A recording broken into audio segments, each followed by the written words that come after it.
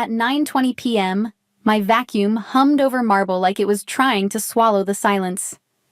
The Halcyon's penthouse suite smelled of cedar polish and money. I moved fast, head down, because the schedule said the owner was out until 10 p.m., and I trusted schedules more than people. In this hotel, staff are trained to be air. Trish Mallory, my supervisor, called it the ghost rule. Clean, restock, disappear. Smile too long and you become a story. Look a guest in the eye and you become a target. I learned quickly, because I'm a mom with everything left. My son Liam is 7, small for his age, brave in ways I don't have time to be. He was asleep at Mrs. Caldwell's place across town, recovering from another rough week. My phone sat in my pocket like a live wire, because the wrong buzz could ruin everything tonight. The penthouse belonged to Gavin Cross, the name people whispered like a warning and a prayer. The rules for this suite were printed on my clipboard. Never touch the desk, never open the west closet, never stay past 10:15. I didn't ask why. Asking is how you get noticed. I kept checking my watch, the cheap one with a cracked face. 9:20 became 9:25, then 9:30. Each minute felt loud. I pictured Liam's chest rising and falling and told myself I was doing this for him. For the future I kept promising but never delivering. Then I heard the wrong sound, not the soft click of the service door, but the deep latch of the main entrance. The suite seemed to hold its breath.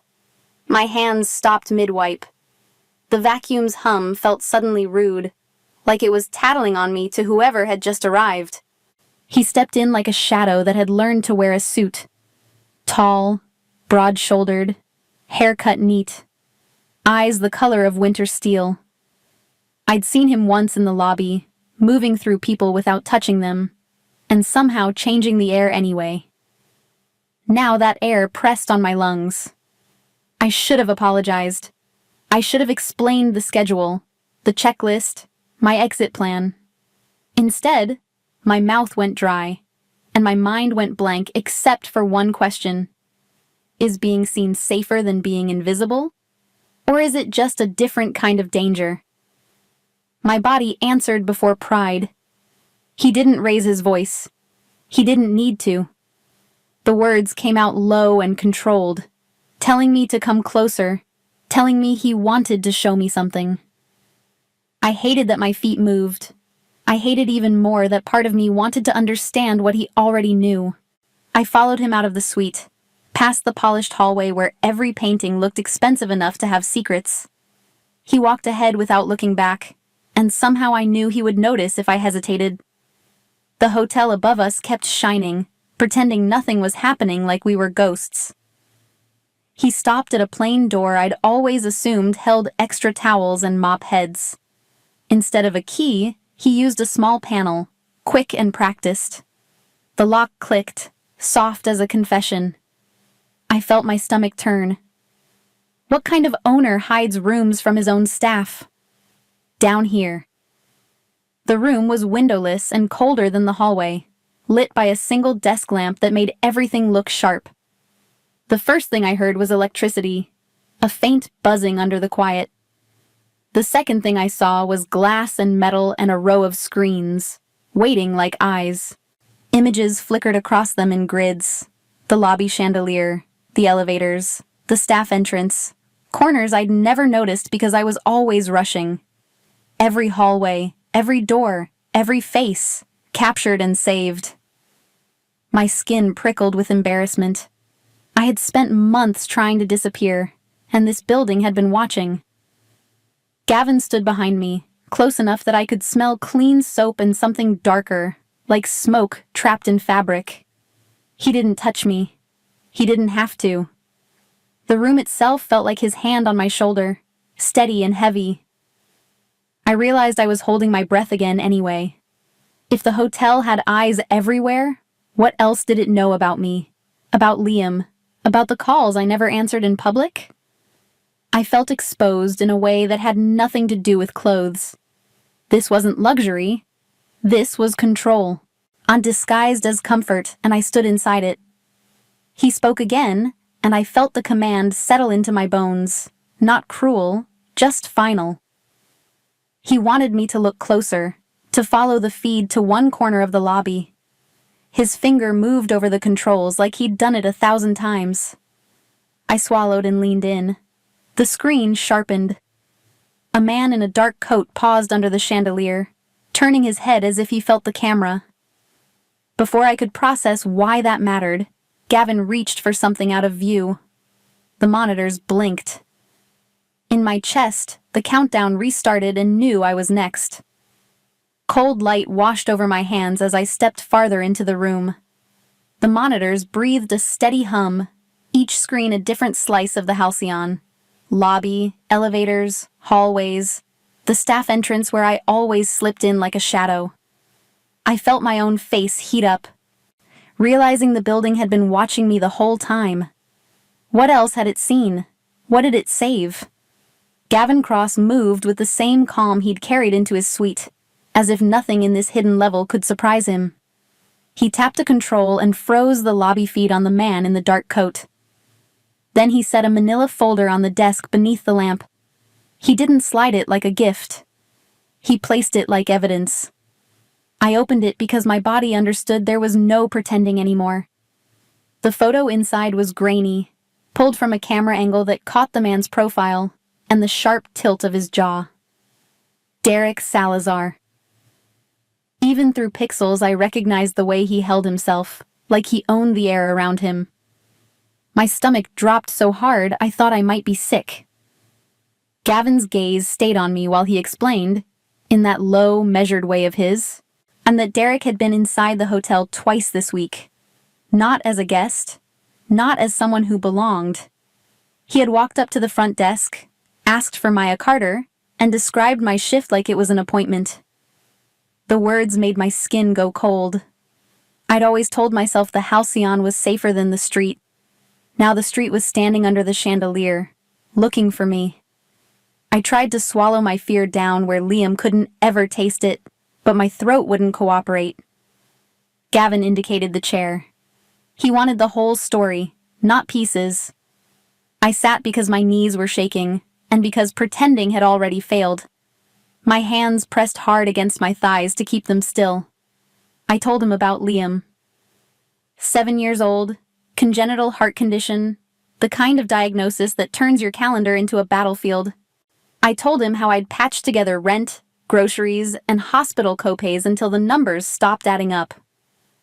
How a woman at work had whispered Derek's name like it was a shortcut. How I borrowed $4,000 and promised myself it was temporary. Temporary lasted exactly 2 months. After that, the calls started. 12:30 at night, my phone buzzing while Liam slept, while Mrs. Caldwell's old radiator clanked in the next room, while I stared at the ceiling and tried to breathe quietly. At first, it was reminders. Then it was pressure. Then it was math that didn't make sense. Interest piled on interest, the debt swelling like a lie. He said I owed more every week, until $12,000 sounded normal. He hinted that a mother could repay in ways a paycheck couldn't. One afternoon outside the train station, he gripped my wrist hard enough to leave a bruise I hid under long sleeves even in summer. I hated myself for hiding it. I hated the world for making hiding feel like survival. When I ran out of words, the room felt smaller. Gavin didn't soften. He didn't offer pity. He listened like a man stacking facts into a weapon. Then he spoke with precision, separating truth from Derek's performance. The interest, he made clear, was fabricated. The operation was predatory and unlicensed. Derek survived because people like me couldn't afford lawyers, and because shame kept us quiet. Hearing it said plainly made my chest ache with anger. It also made me feel less crazy. I couldn't stop wondering why a man like Gavin would care about a housekeeper's debt. He answered before I could ask, glancing at the small framed photo on the shelf. His mother. She had cleaned rooms in a cheap hotel when he was a kid. Someone with power decided she owed more than work. She couldn't fight because she needed the paycheck, and he couldn't fight because he was small. The words were flat, but the meaning wasn't. In his eyes, I saw a promise he'd been carrying for years. He would never watch it happen again. He faced me again and said he wasn't a child anymore. He wasn't offering charity. He was correcting something the world had gotten away with. Derek had walked into his building and made a mistake. Gavin told me he was already moving pieces, already pulling threads, already making sure Derek would stop saying my name. I believed him, not because I wanted to, but because this room existed. Because the hotel had eyes everywhere. Because a man who builds a hidden floor can build protection too. When he opened the door for me, the hallway outside felt different, like the air had shifted. I wasn't invisible anymore. I was seen. And if Gavin Cross had decided I mattered inside his world, then everything about my life was about to change. Quietly at first. The way storms begin before anyone looks up. I could not look away. By the time my alarm went off, my skin still remembered the cold light of that hidden room. I poured cereal into a chipped bowl and kept glancing at my phone like it might bite. Nothing buzzed, but my nerves stayed wired anyway. At 6 in the morning, I clocked in at the Halcyon, walked the service corridor, and told myself to be a ghost. My locker door squealed when I pulled it open, and there they were, brand new black work sneakers sitting on the bottom shelf. Thick soles, clean laces, the kind that cost about $80, the kind I used to stare at through store windows before I learned to keep walking. No note, no signature, just a quiet upgrade that made my throat tighten. Help without a name felt less like a gift and more like a signal that someone knew exactly where my life was hurting. Was being seen protection? Or was it a different kind of danger? Trish Mallory found me in the linen closet and delivered the next change with her usual flat voice. My schedule was being reassigned off late nights and onto days. She called it a management decision, and the way her eyes avoided mine told me not to ask questions. I should have felt only relief, but routine was the one thing I controlled. Then I pictured Liam waiting outside his after-school program with his backpack sliding off one shoulder. And I remembered how many days I arrived too late to catch his first look for me. Day shift meant I could be there at 3:15 in the afternoon, on time like a normal parent. That evening, Cal Rowan appeared by the staff exit as I headed toward the train. He didn't introduce himself. His badge did that, and his posture did the rest. He walked half a step behind me, close enough to block anyone from getting near, far enough that I could still breathe. The street felt the same, but my body didn't. I was safer and more visible at the same time, and I couldn't decide which part scared me more. Inside the hotel, I started noticing things I used to miss. A camera dome above a doorway, a guard who lingered longer near housekeeping, a hush that fell when certain men walked by. Once, near the service elevators, I caught a glimpse of Gavin at the end of a corridor. He didn't come closer. He simply looked at me with that focused attention that made my spine straighten on instinct, like he was measuring the distance between danger and my skin. Then he turned and vanished behind a door I wasn't meant to use. On the 5th day, I volunteered to straighten the lobby flowers because the warmth there helped my hands stop shaking. A man in a gray suit sat near the windows and watched me like he was memorizing the way I moved. When he asked for Maya Carter, he did it with polite confidence that made my stomach sink. I kept my face blank and let my voice stay small, the way the ghost rule demanded. I told him I was new, that I didn't know names, and I watched his smile sharpen as if he was testing how close he could push. Cal Rowan stepped in beside the chair, and the light shifted because his body blocked it. He didn't touch the man, didn't raise his voice, just stood there like a locked door. The suit recalculated and left with his dignity intact, which meant he would be back. My hands shook so hard I had to hide in the staff bathroom and breathe against cold tile until my heart stopped sprinting. I kept thinking about how easy it was for him to say my name in public, like he owned it. My phone buzzed once, and an unknown number delivered a short note that told me Gavin had seen the lobby moment almost as it happened. No comfort, no questions, just the implication that it wouldn't happen again. That night, I climbed the stairs to my apartment and tried to walk quietly so my neighbors wouldn't notice the tremor in my legs. Mrs. on Bernice Caldwell had Liam asleep already, his dinosaur book folded on his chest, his lashes resting like nothing in the world could reach him. I tucked the blanket higher, kissed his forehead once, and let myself believe we had survived the worst. Then I saw the envelope on the floor outside my door. No stamp, no name, just my apartment number written in block letters. Inside was a small printed photo of Liam at the playground, taken from across the street, the kind of distance a stranger uses when they don't want to be caught. My knees went weak, and a cold anger moved through me like electricity. Derek Salazar wasn't just hunting me anymore. He had moved to my child, and I knew I was going to need answers from the parts of this building that don't exist. If Gavin wanted me to follow, I was ready to go. At 10:10 at night, my shift ended, but I did not head for the train. A plain note waited in my locker.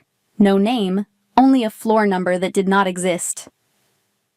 My throat tightened. Liam's photo still burned in my pocket. I followed the instruction anyway right then. Cal Rowan held the service elevator door and watched the hall like he expected teeth to appear. Gavin Cross stood beside the panel, silent, already deciding for all of us. The car dropped past basement level, past a final beep, into a smooth stop that felt deliberate, not mechanical anymore.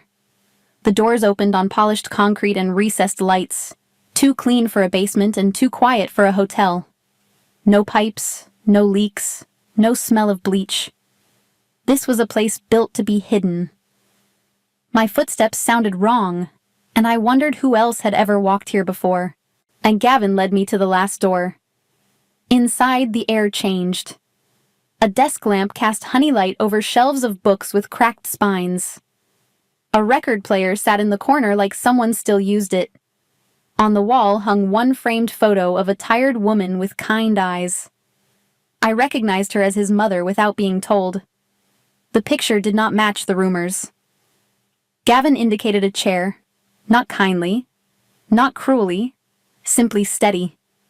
My pride wanted to stand, but my legs obeyed first. Would I accept help from a man everyone feared if it meant Liam lived? He set a folder in front of me.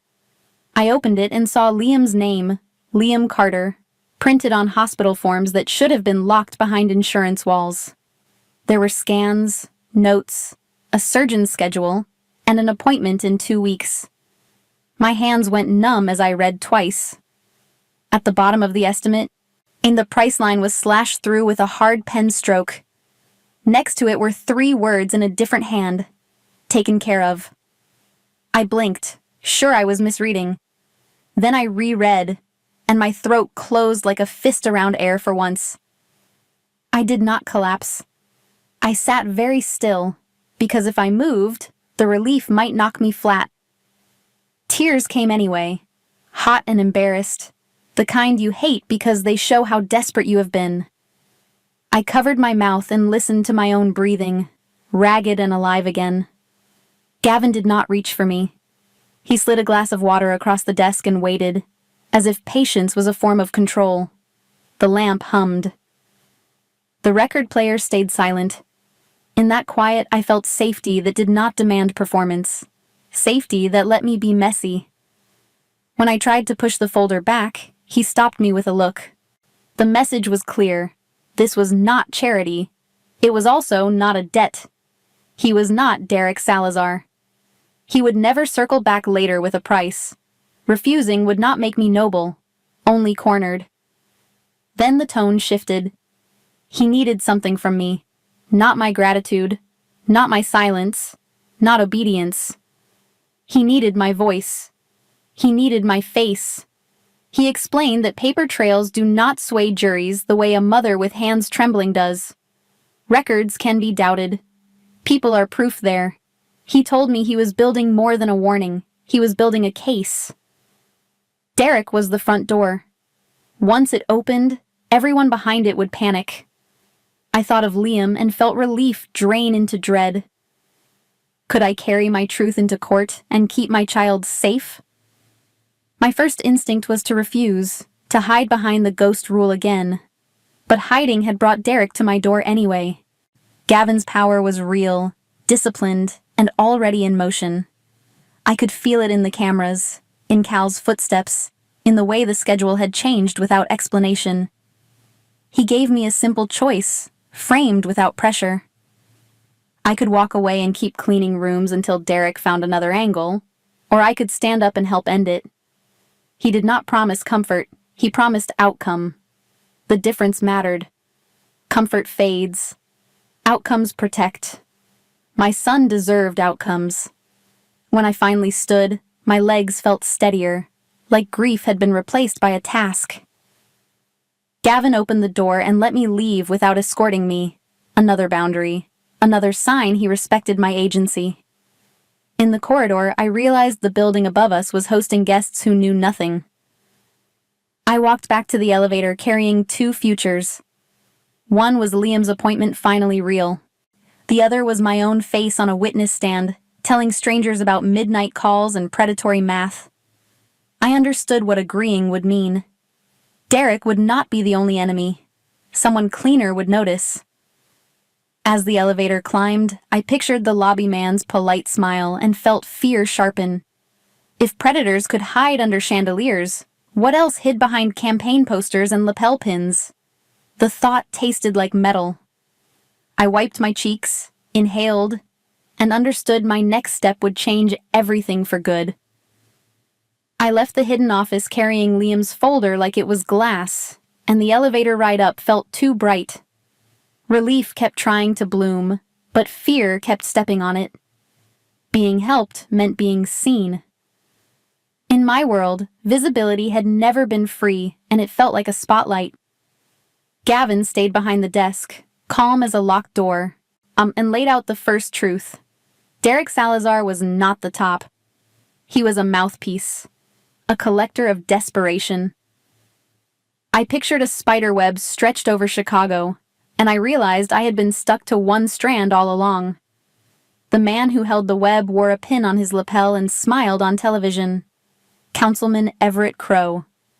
I had seen him at bus stops on posters promising affordable housing, safe streets, help for working parents.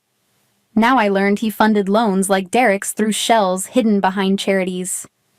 My anger arrived fast, hotter than shame. Crow shook hands at community centers while women like me counted quarters for laundry. He gave speeches about dignity while his money turned dignity into collateral. I kept thinking of Liam's small chest and the way I lied to him every single night. Derek had started with $4,000 and a friendly voice. Then the numbers warped. Interest stacked like bricks until he said $12,000 with a straight face. I had felt stupid for letting it happen.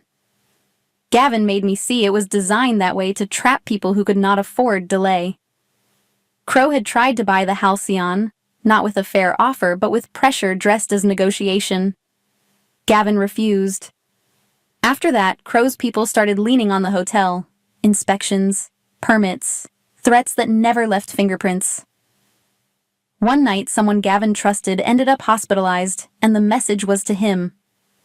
I expected revenge talk, the kind that ends in headlines and bodies. Instead, Gavin spoke like a strategist. He wanted it clean. Evidence first, official channels. He explained that Crow's lawyers would poison anything touched by Gavin's name. The case had to stand alone, or Crow would walk smiling again. That was where I came in. Gavin had files, camera footage, bank trails, and messages Derek thought were private. But a jury believes a face more than a spreadsheet. A mother saying what it cost her to answer a phone at 12:30 at night. My face, my voice too. Every plan ran through Liam in my head. If I testified, what would retaliation look like? A stranger near his school? A note under our door? My stomach turned because I knew Derek's world didn't fight fair. Gavin didn't promise comfort. He promised protection layers, and I clung to idea. I thought about staying quiet, about letting other people fight.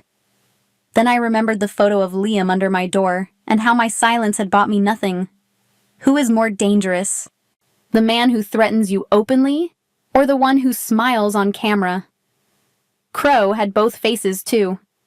I told Gavin I would do it, not because I trusted the system, but because I trusted my own record of survival. I would speak with facts, not feelings, even if my hands shook. Fear had driven my life for too long. Now I would drive Liam and myself finally.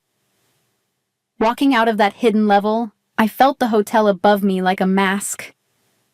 Guests laughed in velvet chairs while I carried a war in my pocket. I wondered how many people in Chicago were trapped in Crow's web and didn't even know his name or to escape it. At 6 in the morning the next day, I clocked in and kept my eyes moving. If someone inside housekeeping was leaking, they were close enough to touch my life. Trish called me into a supply room, her voice lower than usual, and the fear in her eyes was new.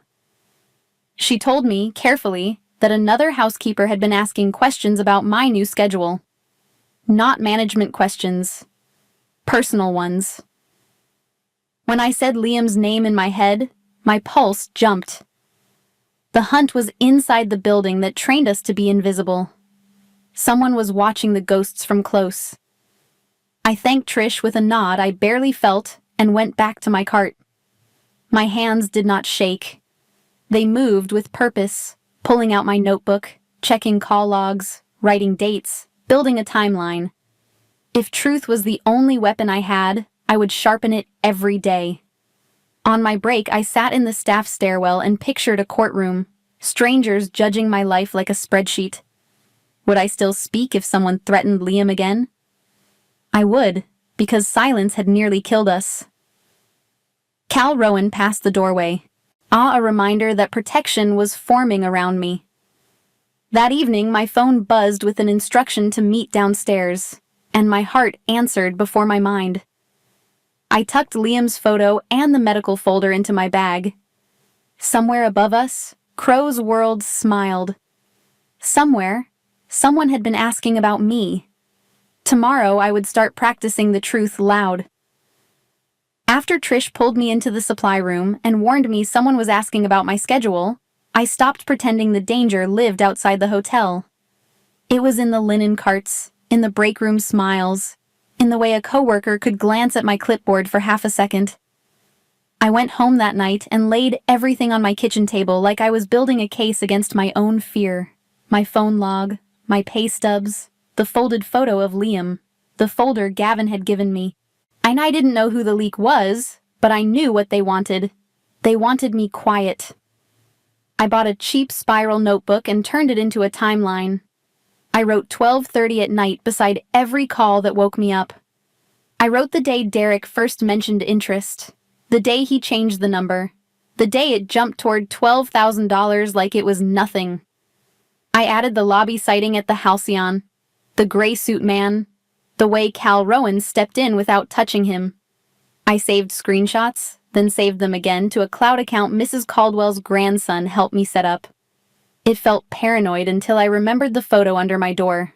Then it felt like parenting. At work, I treated every hallway like it had ears. I kept my phone locked, my notebook tucked under cleaning rags, and my eyes trained on reflections in polished doors. Like if someone in housekeeping was feeding Derek information, they didn't need to love him. They only needed to be scared of him, or paid by him. I started recording short voice memos on my break, repeating the same facts in the same order until my tongue stopped tripping. I pictured a courtroom where Crow's lawyer would try to make me sound emotional, unstable, greedy. Would I still speak if they hinted Liam could pay the price? I had to, because silence had already cost us too much. Truth, I realized, is not brave when it's shouted once. It's brave when it's practiced. Until it could not bend. Gavin brought me back to the hidden level 2 nights later. He didn't waste words. He sat me down, slid a blank sheet between us, and made me walk through the story from the first $4,000 to the last camera frame. Each time my voice thinned at the memory of Derek's grip on my wrist, Gavin stopped the process with a lifted hand and waited until I could breathe again. He didn't soothe me, he trained me. Dates, sequence, what happened before and after. He kept shaving emotion away until what remained was clean fact, the kind that could survive cross-examination. At home, I practiced out loud while I did the things Liam thought were normal. I packed his lunch, cut grapes in half, and repeated the timeline under my breath like multiplication tables. I folded laundry and set alarms for medication times, then tested my voice in the mirror to make sure it didn't wobble. At 8 at night, I called Mrs. Caldwell's apartment, listened to Liam describe dinosaurs with a bandage still taped to his arm, and answered with a calm I had to manufacture. When I hung up, I let my hands shake in private, then wrote another line in the notebook. Near midnight, Gavin took me to the roof. The city spread out below, glittering and careless, and for a moment the whole fight felt small and endless at the same time. He stood beside me, not close enough to crowd me, close enough that I knew I wasn't alone. I noticed how tired he looked when he thought no one was watching, how grief can live inside a man who controls everything else. We didn't talk about feelings. The silence was the point. In that quiet, I understood something that scared me. Being protected didn't make me weak. It made me possible. 2 days later, I walked into Liam's after-school program to pick him up at 3:15 in the afternoon, and the receptionist handed me a note that hadn't been there yesterday. No signature. Just a warning wrapped in polite words, telling me to stop talking to people who asked questions. My vision narrowed. I smiled for Liam anyway, took his backpack, and walked him home as if nothing had happened. Inside my chest, fear burned down into something colder. Whoever wrote that note had reached into my child's world. That was a line. That was war. The surgery was only days away, and every mile between home and the hospital felt like a countdown. On the walk back from the corner store, I noticed a sedan idling too long at the curb, its headlights off even though the street was dim. A man sat inside, still as patience. When I crossed, the car rolled forward at the same pace, never quite passing. I didn't see his face, but my body recognized the threat the way it recognizes smoke. Nico Penn, Derek's collector, who had found my neighborhood again, and the clock in my head started ticking louder. After Trish pulled me into the supply room and warned me someone was asking about my schedule, I stopped pretending the danger lived outside the hotel. It was in the linen carts, in the break room smiles, in the way a coworker could glance at my clipboard for half a second. I went home that night and laid everything on my kitchen table like I was building a case against my own fear. My phone log, my pay stubs, the folded photo of Liam, the folder Gavin had given me. I didn't know who the leak was, but I knew what they wanted. They wanted me quiet. I bought a cheap spiral notebook and turned it into a timeline. I wrote 12:30 at night beside every call that woke me up. I wrote the day Derek first mentioned interest, the day he changed the number, on the day it jumped toward $12,000 like it was nothing. I added the lobby sighting at the Halcyon, the gray suit man, the way Cal Rowan stepped in without touching him. I saved screenshots, then saved them again to a cloud account Mrs. Caldwell's grandson helped me set up. It felt paranoid until I remembered the photo under my door. Then it felt like parenting.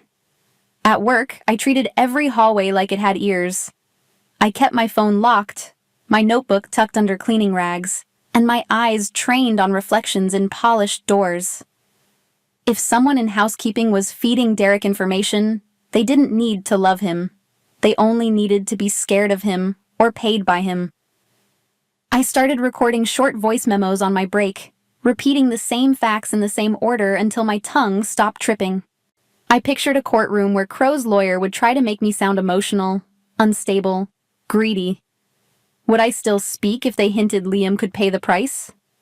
I had to, because silence had already cost us too much. Truth, I realized, is not brave when it's shouted once. It's brave when it's practiced.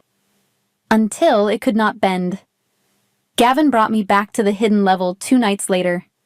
He didn't waste words. He sat me down, slid a blank sheet between us, and made me walk through the story from the first $4,000 to the last camera frame. Each time my voice thinned at the memory of Derek's grip on my wrist, Gavin stopped the process with a lifted hand and waited until I could breathe again. He didn't soothe me. He trained me. Dates, sequence, what happened before and after. He kept shaving emotion away until what remained was clean fact, and the kind that could survive cross-examination. At home, I practiced out loud while I did the things Liam thought were normal. I packed his lunch, cut grapes in half, and repeated the timeline under my breath like multiplication tables. I folded laundry and set alarms for medication times, then tested my voice in the mirror to make sure it didn't wobble. At 8 at night, I called Mrs. Caldwell's apartment, listened to Liam describe dinosaurs with a bandage still taped to his arm, and answered with a calm I had to manufacture. When I hung up, I let my hands shake in private, then wrote another line in the notebook. Near midnight, Gavin took me to the roof. The city spread out below, glittering and careless, and for a moment, the whole fight felt small and endless at the same time. He stood beside me, not close enough to crowd me, close enough that I knew I wasn't alone. I noticed how tired he looked when he thought no one was watching, how grief can live inside a man who controls everything else. We didn't talk about feelings. The silence was the point. In that quiet, I understood something that scared me. Being protected didn't make me weak. It made me possible. 2 days later, I walked into Liam's after-school program to pick him up at 3:15 in the afternoon, and the receptionist handed me a note that hadn't been there yesterday. No signature. Just a warning wrapped in polite words, telling me to stop talking to people who asked questions. My vision narrowed. I smiled for Liam anyway, took his backpack, and walked him home as if nothing had happened. Inside my chest, fear burned down into something colder. Whoever wrote that note had reached into my child's world. That was a line. That was war. The surgery was only days away, and every mile between home and the hospital felt like a countdown. On the walk back from the corner store, I noticed a sedan idling too long at the curb, its headlights off even though the street was dim. A man sat inside, still as patience. When I crossed, the car rolled forward at the same pace, never quite passing. I didn't see his face, but my body recognized the threat the way it recognizes smoke. Nico Penn, Derek's collector, had found my neighborhood again, and the clock in my head started ticking louder. Saturday night felt too gentle for what we'd survived. Liam lay propped on pillows, his bandage hidden under soft cotton, while I read his dinosaur book and pretended my hands weren't shaking again tonight. The clock on the microwave said 9:40 at night, and the radiator clicked like a metronome. When the heavy knock hit the building's front door, my chest tightened before my brain formed words. My phone buzzed immediately, unknown number, as if the knock had summoned it. I answered because silence can be dangerous, and a man's voice turned smooth when he mentioned Liam by name so calmly. I understood who it was without hearing a last name. Nico Penn, Derek Salazar's collector, the one who never raised his voice because he didn't need to. He offered a choice that wasn't one. He made it clear I could come downstairs alone and talk, or he would come upstairs and talk where Liam could hear. My fear tried to flood me, but something colder rose first instead. I looked at Liam's face, flushed with sleep and healing, and I decided no one was using my child as leverage. I told him I was getting water, then stepped into the hall quietly. My fingers found Gavin Cross's number with the speed of panic. When he answered, his calm steadied the air around me. I told him Nico was downstairs, and my voice stayed controlled somehow anyway. Gavin's response came like instructions in a fire drill. Cal Rowan was 3 minutes away, and I was not to open the door or go downstairs. The certainty in that plan felt like armor. I locked every bolt, then dragged Liam's dresser across the apartment door, wood scraping the floor in a sound I hoped he wouldn't remember. I returned to his room and kept the book open. Liam blinked up at me, trusting, and asked for the part about the T-Rex again. I nodded and began reading, shaping my voice into normalcy, while my heart hammered like it wanted out badly. Between sentences, I listened for footsteps on the stairwell, for the elevator, for a key in the hallway. The seconds stretched until they felt unreal, and I counted them without moving my lips once. Downstairs, voices rose, then dropped, the way people talk when they think fear makes you obedient. Liam's breathing stayed even beside me. I kept reading about extinction events and pretended my hands were steady. 3 minutes can be longer than 3 years when you are waiting for help. I pictured Cal's boots, Gavin's cold focus, and every camera in the Halcyon turning toward my building like a searchlight. Then the hallway outside my door went silent, a heavy silence that felt deliberate. My phone buzzed again with a short message implying it was handled. I didn't breathe fully until I heard steps. Cal Rowan stood there when I moved the dresser back. His breathing was elevated, and a small split marked one knuckle. He kept his voice low, explaining Nico was gone and would not return. I asked how he could be sure, and Cal answered with certainty learned from surviving violent men. He reminded me Gavin does not make promises he cannot keep, then scanned the hallway for exits. When Cal left, I sat on the kitchen floor and let the shaking come. Then I wiped my face and opened my notebook. I wrote Saturday night, 9:40, call, threat to Liam, response. I saved screenshots of the number, labeled a voice memo with the time, and copied my notes into a place online. It wasn't drama, it was armor. If they wanted confusion, I chose order. Liam slept through all of it, which felt like a miracle and an accusation. I stared at his chest rising, and I promised him I would not let fear make decisions for us again. The next morning, Cal met me outside to walk to the train as if nothing had happened, but his eyes kept checking corners. I realized protection is not one dramatic moment. It is repetition. At work, the lobby gleamed and guests laughed, unaware of the siege in my apartment. I wondered who had pointed Nico toward my door.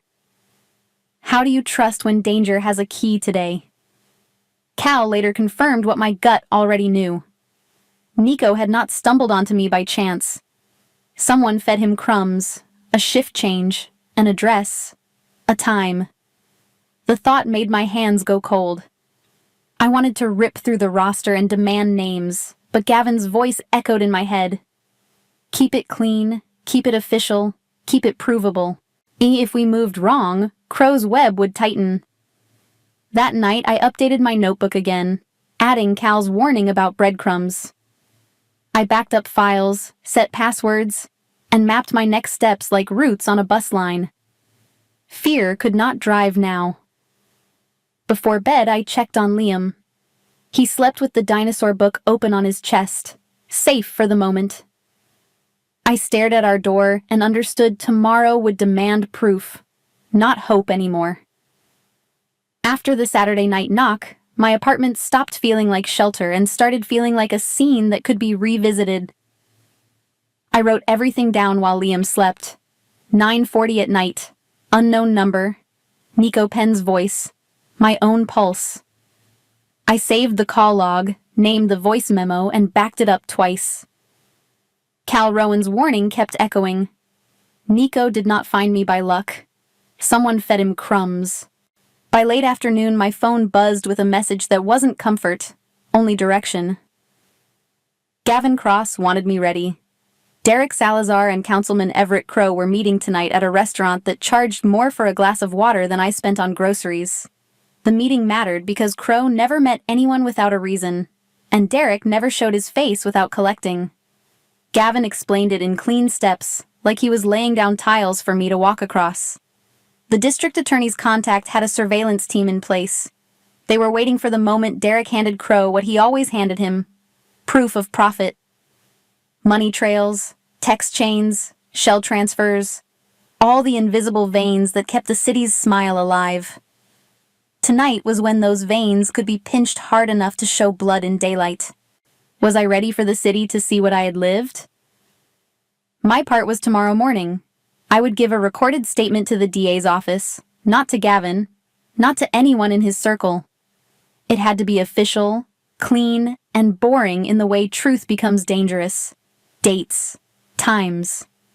The $4,000 loan, the fabricated climb toward $12,000. The 12:30 at night calls. The photo under my door. Nico at my building. No drama, no guesses, only what I could swear. Protection would be assigned through official channels, separate from Gavin's own people, because Crow's lawyers would try to stain anything that looked like him. Then Gavin delivered the part that felt like the floor dropping out again. His involvement would end after tonight. He had already given the DA everything he could without poisoning the case. And once it was in their hands, it was no longer his. The words should have sounded practical. Instead, they sounded like the moment a door closes and you realize the hallway is cold. Would I still testify if it meant the one person who made me feel less alone had to disappear? I wanted to argue, to ask why the world always punished the people who tried to do right. But Liam was in the next room, and I could hear his soft breathing through the wall. I swallowed the protest and chose the only thing that had ever protected him. Action. I told myself this was not abandonment. This was strategy. If the case had to be clean, then I would be clean. I would speak like a mother and a witness, not a victim. I would let the facts do the shouting. All evening I kept my curtains closed and my notebook open. Cal checked the hallway twice, and then left me with a reminder to call if anything felt wrong. I didn't know who to trust in the building, or at work, or in city government. Crow had built a network that looked like charity and felt like a trap. How do you fight a system designed to look respectable when you are just one tired woman with a pen? At 11 at night, the local news finally ran the story. I watched from the couch with the volume low, my hand resting on Liam's doorframe like a promise. The reporter stood outside the restaurant, lights flashing behind her. Agents guided Derek Salazar out in handcuffs, his face twisted with fury. And for once, the cameras did not look away. A second clip showed Councilman Everett Crow leaving a townhouse with federal agents at his shoulder, his expression still polished, still practiced, as if he believed he could smile through anything. I felt something loosen inside me, a knot I'd carried for months. Safe, I realized, is a sensation, not a place. But relief can be frightening when you're used to bracing. My body didn't know how to rest. I kept thinking of Crow's friends, of Derek's people, of Nico's threat downstairs. Arrests were headlines, not shields. Tomorrow morning my statement would turn fear into paper, and paper into consequence finally. When the segment ended, my phone stayed dark. No message from Gavin. No update. Just the hum of my refrigerator and the distant sound of traffic. I checked the hallway peephole, then checked it again, embarrassed by my own fear. Tomorrow morning I would sit in an office and let a stranger record my life into evidence, and I would do it without his shadow at my back. And I told myself he was doing what he had to do, that disappearing was part of keeping the case clean. Still, the absence felt like a new kind of threat, a blank space where danger could hide. I stared at Liam's sleeping face and waited for the next sound. 2 days after the arrests, I sat in a small office at the district attorney's building and gave my recorded statement. No speeches, no comfort, just a red light and my own voice. When it ended, my lungs finally expanded, as if I had been holding my breath for months. Liam's recovery became my new clock. Medication alarms, gentle walks, homework at the kitchen table. I learned to smile without flinching when my phone buzzed. Cal Rowan stayed close, but at a distance that kept the protection official. Safe started to feel like repetition, not celebration in the early mornings. Going back to the halcyon was strange. I still pushed my cart, still folded towels, still kept my eyes down around guests. But my shoulders sat differently, like I owned my own name. Trish watched me with a careful respect, and coworkers lowered their voices when I passed through there. After the headline faded, the aftershock arrived in small ways. My landlord suddenly wanted to inspect the apartment twice in 1 week. A neighbor asked questions with too much curiosity. At work, someone hinted my hours might change again. It felt like the city was still watching from behind windows. I looked for Gavin everywhere I used to sense him. The end of a hallway, the corner near the elevators, the shift in air. Days passed without a glimpse. I told myself it was strategy, but my nerves read it as abandonment. What if protection disappears once cameras are off? I started building safety like a habit, double-checking locks, walking Liam to school, not letting him wander ahead, saving every letter from the hospital, every message from officials. I stopped thinking of safety as a finish line. It was a pattern, and patterns required maintenance, like systems in winter. 1 month later, on a Tuesday, I left the staff entrance at 6:30 in the evening. The air was warm, the sky still holding color. I was thinking about dinner and Liam's homework when I saw Gavin leaning against a car, hands in his coat pockets, watching me approach. He did not apologize for disappearing. He simply indicated the sidewalk, and I understood he wanted me beside him. We walked 3 blocks without talking, and the silence felt different than before. It was no longer a test. It was weight, carried parallel. I realized I trusted the quiet now. He stopped on a quieter street lined with brownstones and trees. One building had a garden and a door, modest but cared for. He explained it belonged to a friend who rented units. 2nd floor, 2 bedrooms, bright light. My mind snagged on word bright, as if it was suspicious. He pointed out the practical things first. A radiator that worked, windows that locked, a landlord who answered calls. The neighborhood had a school program for kids with medical needs 3 blocks away. Hearing that, I pictured Liam running without me counting his breaths. My chest hurt in a way. He framed the rent as market rate, not mercy. He said my paycheck could handle it, and a raise was coming. I did not know the raise. That made me dizzy. It was not romance. It was logistics, dignity in numbers. Could I accept help when it was called fairness? Gratitude hit me like warmth, disorienting. I kept expecting an invoice, a catch, a future demand. Instead, there was only a door I could afford and a route to a safer school. I thanked him without embellishment because big words felt fragile. My voice stayed quiet, but it was honest. I asked what Liam would say if he knew why we were here. He would care about windows that locked and a radiator that worked, not reputations. I thought of his laughter, of Mrs. Caldwell's relief, and I felt resistance soften. If safety is a pattern, this was one stitch. When I turned toward Gavin, streetlight caught shadows under his eyes. His coat hung right, but his posture looked heavier than before, as if he had been carrying weight while I learned to breathe. I wondered what battles he fought since the arrests, and whether helping me had cost allies. He handed me a key card and stepped back, letting me choose. The gesture was simple, but it felt like respect. I tucked it into my pocket with Liam's papers and felt the night settle. Hope was here, but it came with a question.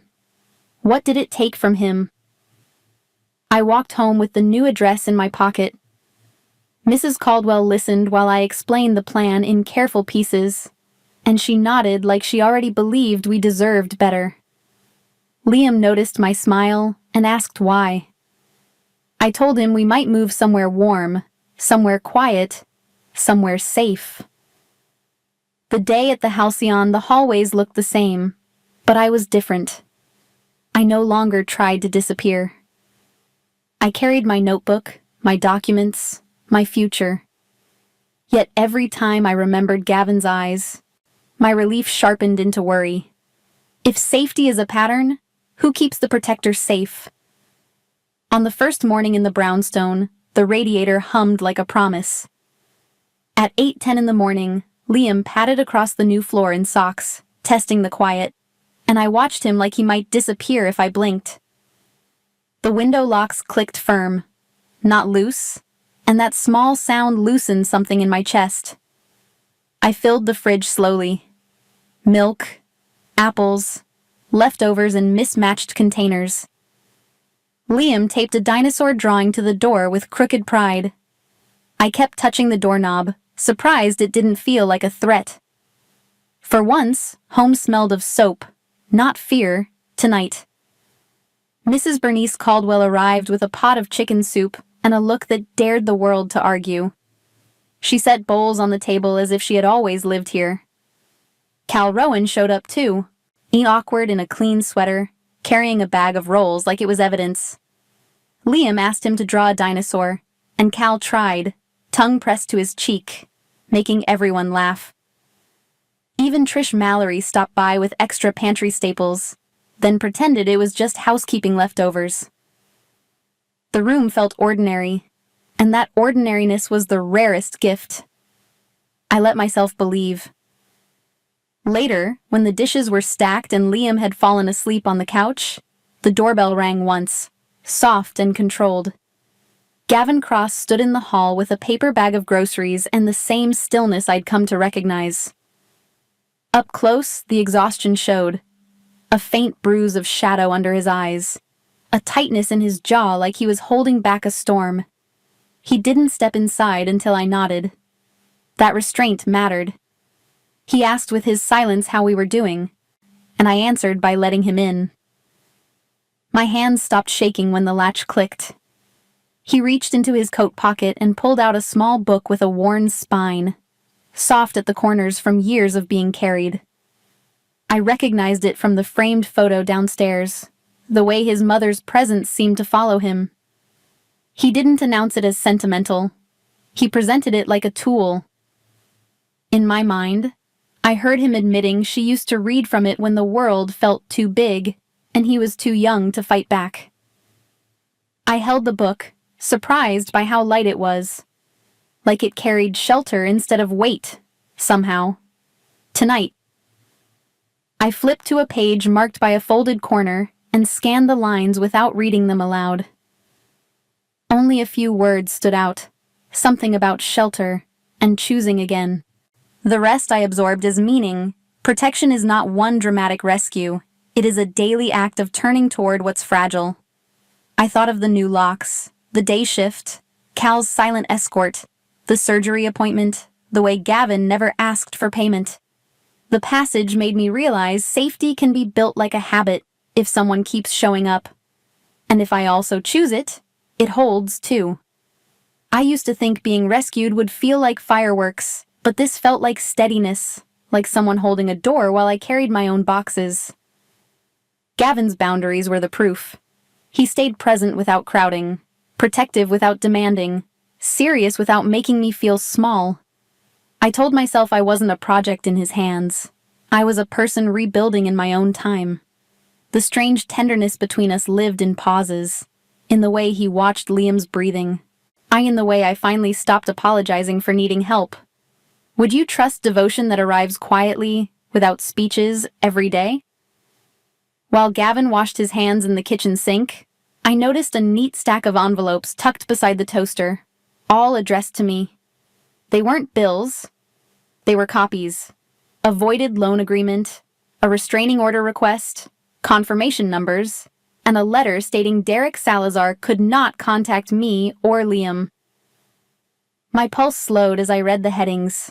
This wasn't one favor.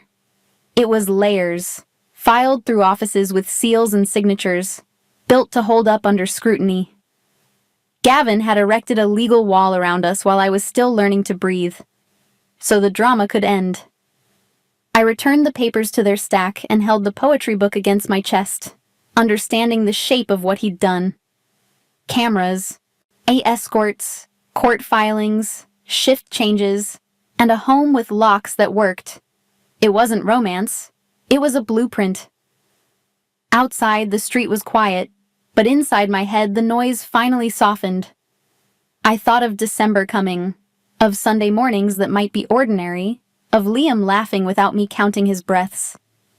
Real safety looked like this: plans, people, and a door that closes for warmth, not fear. I was ready to let the story rest now. 6 months later, on a Sunday morning in December, the brownstone is warm before the sun fully clears the rooftops.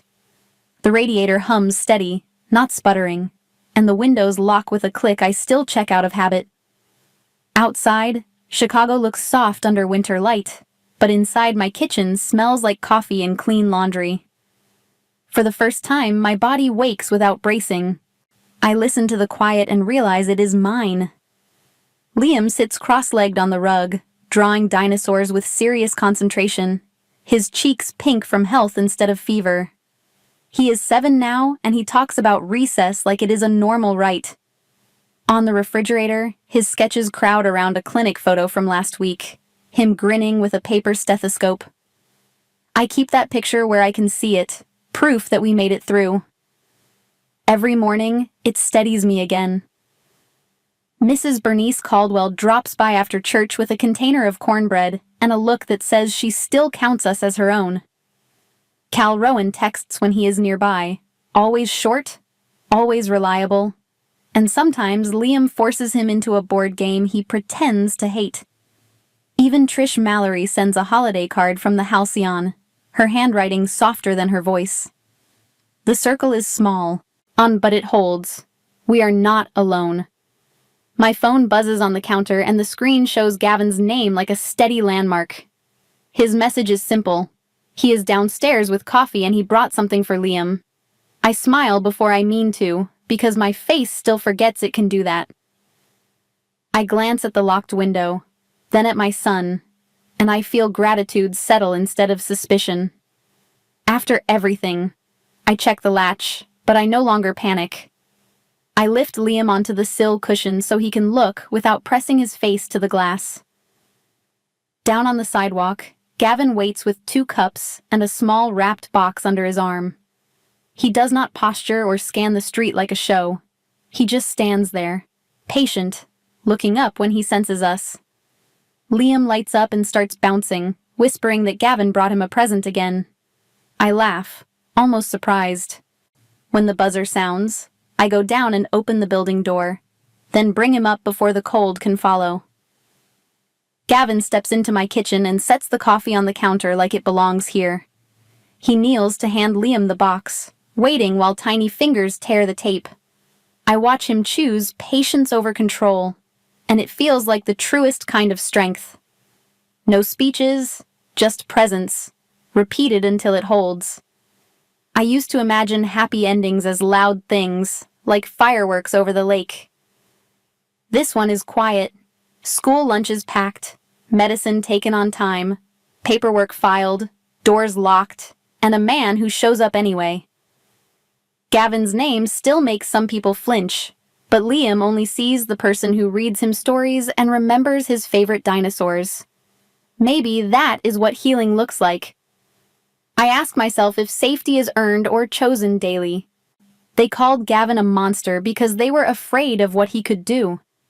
The real monsters wore polished smiles and public titles, and they fed on mothers who could not afford delay. Councilman Crow looked clean on camera, and that was the trick. I learned that protection is not violence. It is boundaries, documentation, witnesses, and community that refuses to look away. Power can destroy, but it can also shield. That is my lesson. On the counter, the worn poetry book rests beside Liam's new drawing, old words, and new life-sharing space. I think of the night I cleaned a suite at 9:20 p.m. and believed invisibility was safety. Now I know safety is built, brick by brick, choice by choice. I am grateful, and I am still cautious. Both can be true. What would you choose in my place? Would you speak if it risked Liam? Gavin finishes his coffee, rinses the cups, and leaves the kitchen cleaner than he found it. Liam curls against his side on the couch with the gift unwrapped, safe enough to be loud. I close the door after them, and the sound is different from before. It is not a lock against danger.